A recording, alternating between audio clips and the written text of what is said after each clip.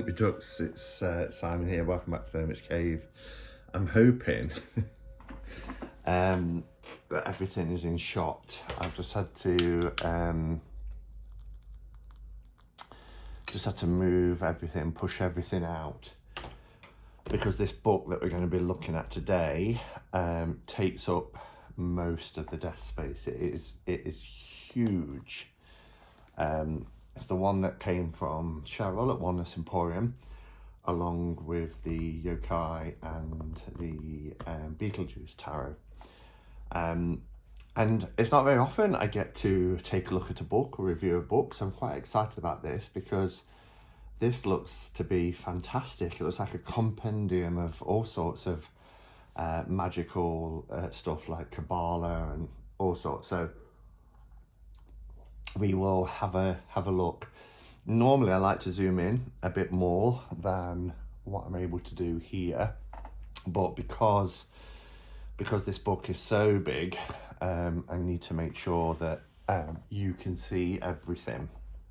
So it's hardback, it weighs a ton. It reminds me of the Deviant Moon Tarot book, companion book, in terms of weight and size. Or if you're not familiar with that, maybe the Pamela Coleman Smith Untold Story.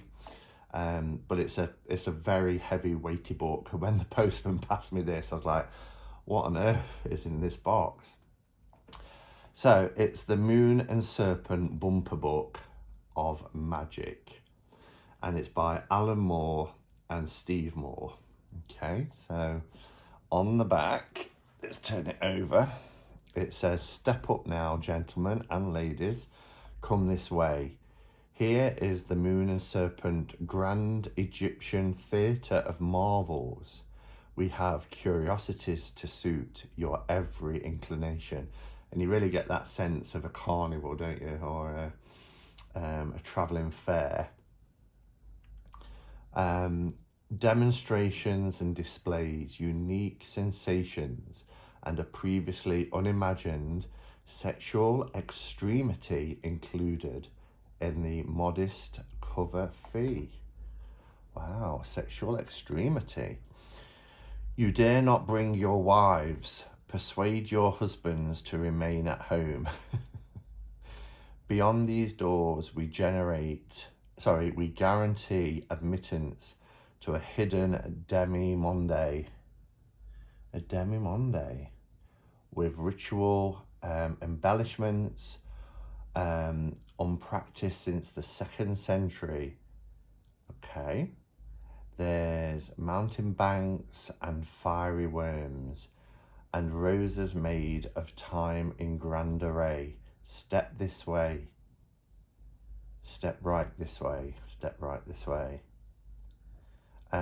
Cecile La Favorite performs her celebrated dance, removing her clothing, then her body, to a musical accompaniment provided by Chris Rosencrantz and his Atlantis Playboys. My mind boggles about what I'm about to open up and go into this book. This is one you must not miss. Tell all your friends, tell all your enemies, tell all the people that you do not know. The Moon and Serpent Grand Egyptian Theatre of Marvels now open for your inspection. Step right up and see the show. See the show. At 9 and at 11, the immortal serpent manifests itself for your delight and your edification. Patrons of a nervous disposition may experience a roaring in the ears or a dislocation of the temporal lobe, for which the Moon and Serpent Grand Egyptian Theatre of Marvels is not legally responsible. We'll give you your pennies for your eyes. Primeval drugs, constructive lies, and when the candles flare and shake in shining rooms, will wake the snake. Wake the snake. For adults only. And it's got the cost in price, actually. The price is in pounds, in sterling, $39.99. So it's a £40 book, but it certainly purports to have pretty much everything in here. So let's dive in. We're already greeted with a tarot card here. Let me just make sure that's in shot. Yeah, I think it is. You can see everything, which is cool. We've got two different signs. We've got the Magician card here from the Marseille, and then a very modern one, which is called the Magus there. They're holding the book. This kind of reminds me of Monty Python. And the Magician here as well. So that was cool. Solve Coagula, a bit about alchemy. This book belongs to, I used to love that as a kid. You got a book for your birthday or Christmas, and you got to write in who the book belonged to. The Moon and Serpent Bunker Book of Magic. I mean, it's beautifully illustrated. The pages are nice and soft as well, but it's got a slight sheen to the pages. They're not dry paper, but they're not glossy. They've just got this really nice shine to it. Here's our contents. I mean, look at all this we've got in here.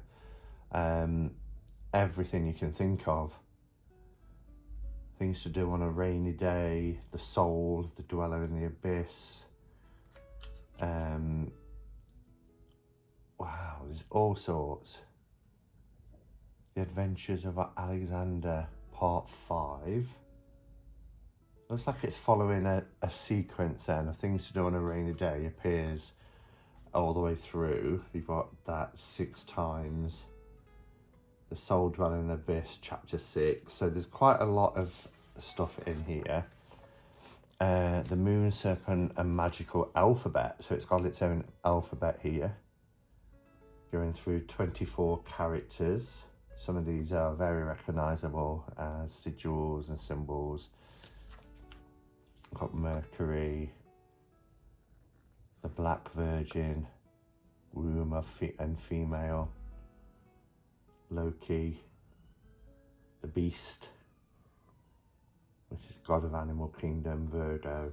So, and all the associations here with elements and star signs like Earth, Taurus. So, and then we've got this kind of illustration, graphic novel type illustration on the morning of the mind. No words, just images. I mean, it's powerful stuff. Look at this. Wow. It's like The Land That Time Forgot. I think it's taking us back into our ancestry when we lived in the wild, fighting beasts.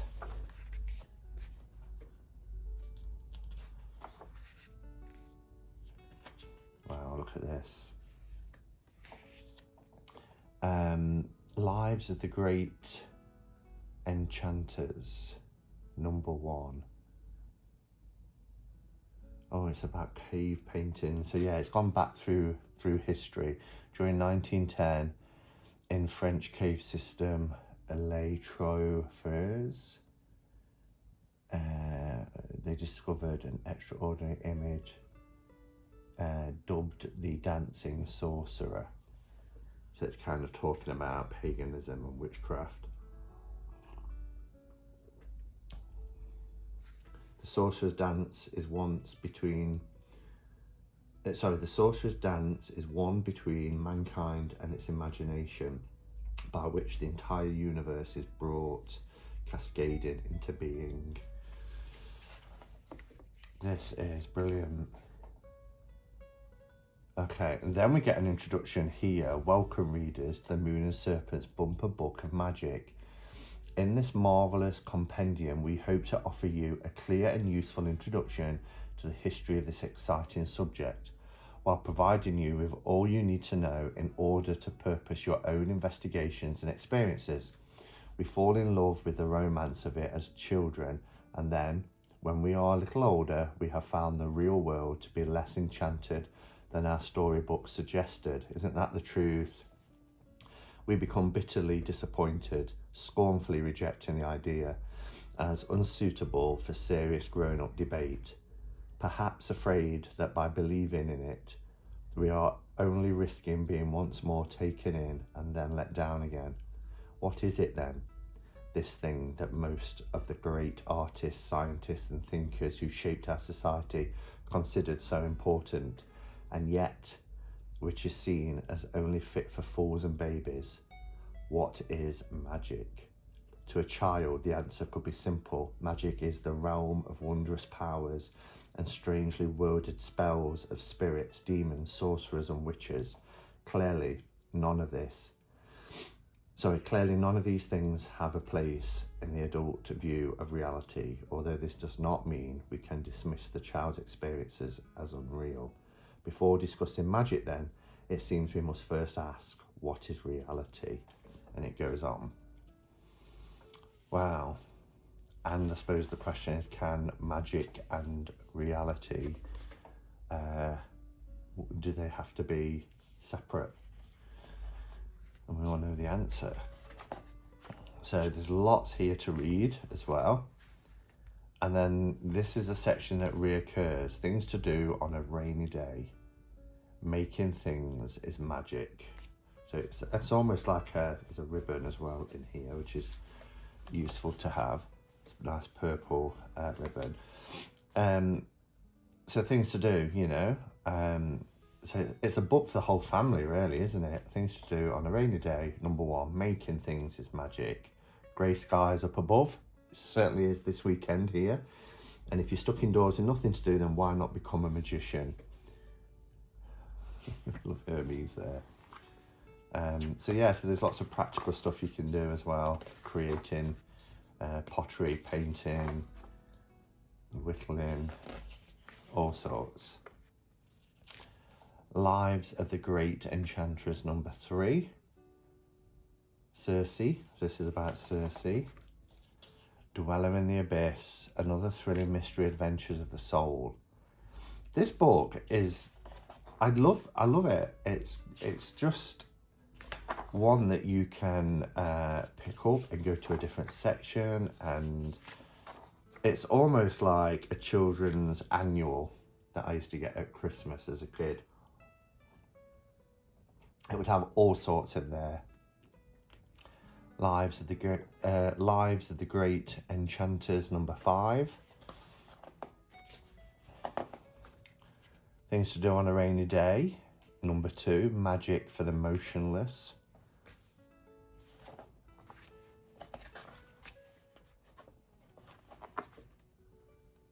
And then Enchanters number 8, Enchanters number 9.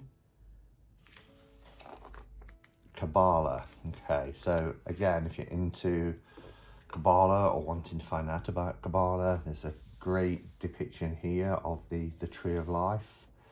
What is Kabbalah? Its life and times. Tree climbing for beginners, so a useful guide for beginners here. I might check that out, you know, because I've always kind of I've never really been excited about learning Kabbalah.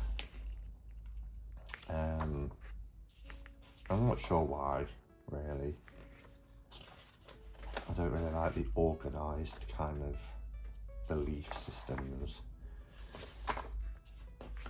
So it breaks down all of the Tree of Life anyway. Climbing the tree, there's a whole section on Kabbalah here. Then we've got a chapter on the soul. The fungi from beyond. So it's a story.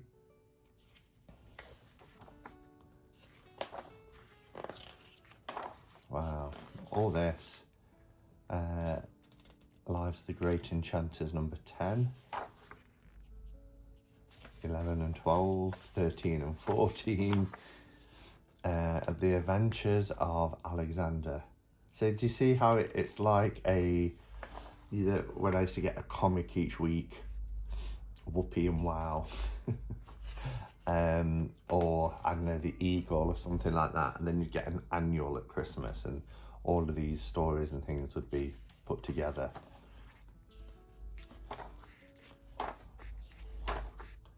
another section on the soul, chapter 3, forbidden ceremonies.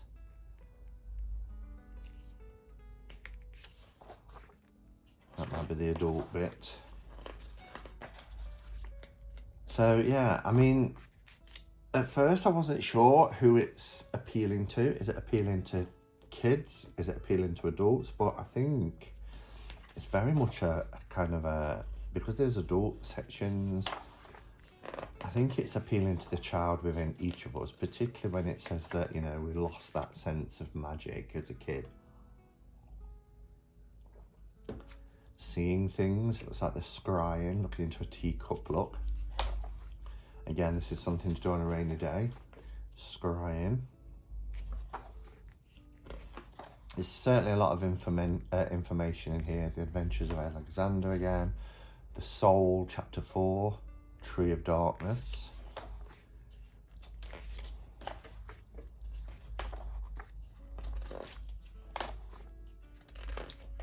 I'll have to find somewhere to store this. My bookcase is getting pretty full, but this is certainly one I'm keeping. And then we've got a section on the tarot. Pick a card, any card, a beginner's guide to tarot. What is tarot? Its life and times.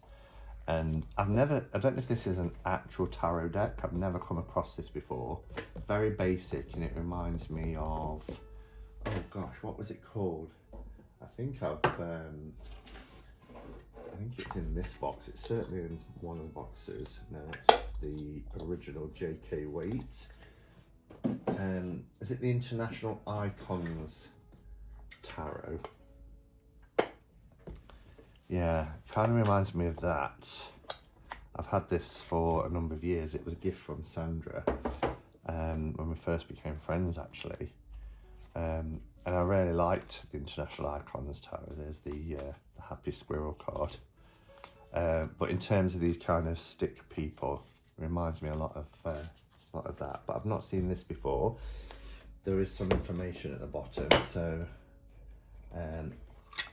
maybe it will tell me. The Signs and Wonders Tarot. A design by John Coulthard from 2006, which reduced the iconography to a bare minimum using the international symbols seen on road signs. So it is kind of like the International Symbols Tarot, but this one's called the Sign and Wonders Tarot. Never seen it, but that's cool. Signs that would be used at international symbols used on airports, hotels, etc. So, what is it good for? I know I started singing then. How does it work? How is it used? We've got the courts here broken down into star signs. Everything has to be broken down into star signs, it seems. The arrangement, we've got the Celtic Cross, Tarot and the Kabbalah, the Minor Arcana, court cards. So there's quite a big section on tarot. The Major Arcana go for each one. So it does give you an interpretation for every card in the tarot deck as well. So fair amount. Reading and conclusion. So we've got 167. Where did it start? 146. So we've got 23 pages on the tarot. So it's quite and the big pages with lots of information on. So quite a nice sizable amount.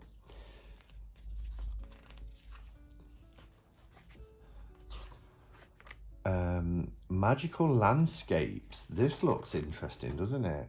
It looks beautiful. Beautiful artwork.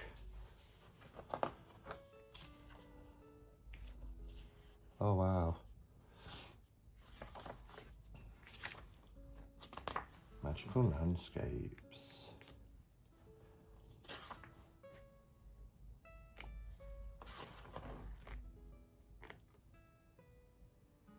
I wonder why that's blank.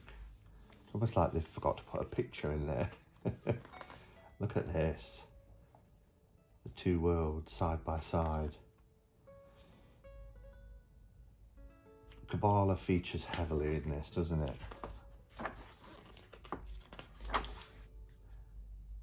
Alchemical landscape, fairyland, love this picture.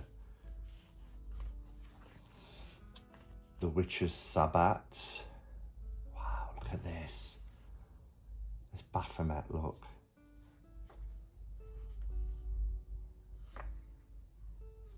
Wow. More great enchanters. Up to 28, 29. Things to do on a rainy day. Imaginary friends. They could be all sorts of beings, couldn't they? I've just seen this says here demons, but I'm thinking of sprites and elves and pixies and fairies. The spirit guide. This is a nice section. So animal spirits, spirits of the place. Look at the artwork in this. Spirits of the dead. Got the Ouija board there. Gods. Demons, the lower. Angels, planetary spirits.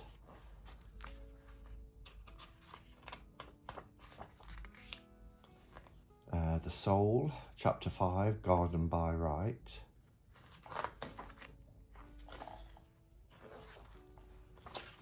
This is probably going to take a lifetime to read through, for me anyway. I love this owl look. Part 30. Wow, there's loads in here, these little graphic novel type stories. More Adventures of Alexander, Things to Do on a Rainy Day, More Practical Magic. So there's certainly something for everyone in here, isn't there? I do need to look into all these and just see what one is. I don't know if they're a separate story or continuation. We're up to number 45 now. The Soul in Pearl Fire.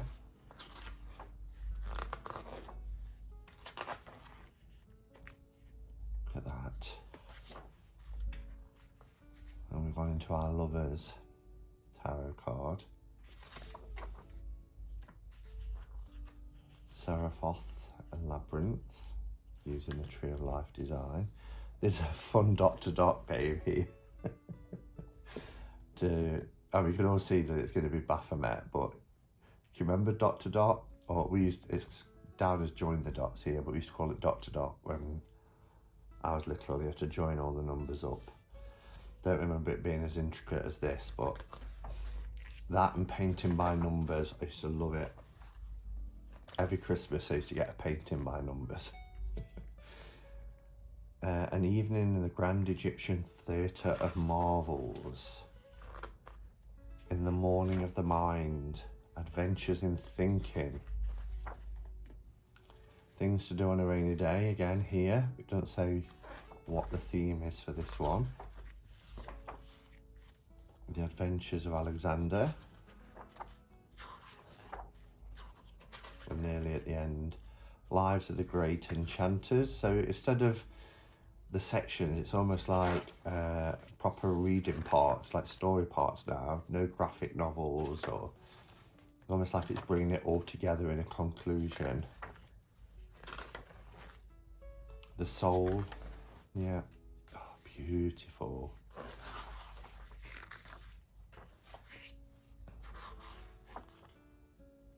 Oh wow, look at this image. Looks like almost like she's taking his soul.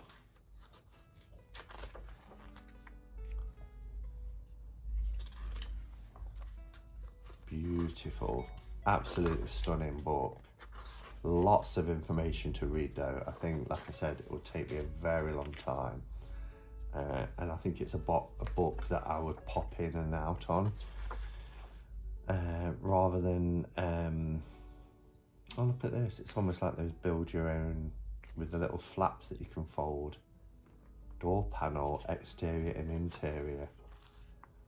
A wall. I mean, I'd never cut a book up like this. It reminds me of the old fashioned, you used to get them where you cut them out and with the little tabs on them, and that would be to put clothes on figures and things. So it's oh, look at the floor. It certainly takes me back. Roof panels. You can build your own Egyptian temple. Tables of correspondences. This is interesting. So Venus, King's scale of colour is emerald.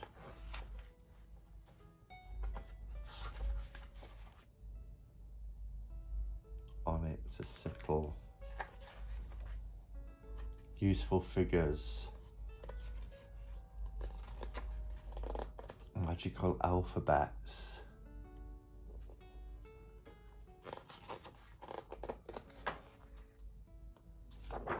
And there we have it. Oops, what a fabulous book. I mean, like I said, it's a huge book and it weighs a ton. And there's a lot of information in here. But I suppose for the price of £40, then you would want not just a beautiful book, because it certainly is, the artwork is stunning, but a lot of information.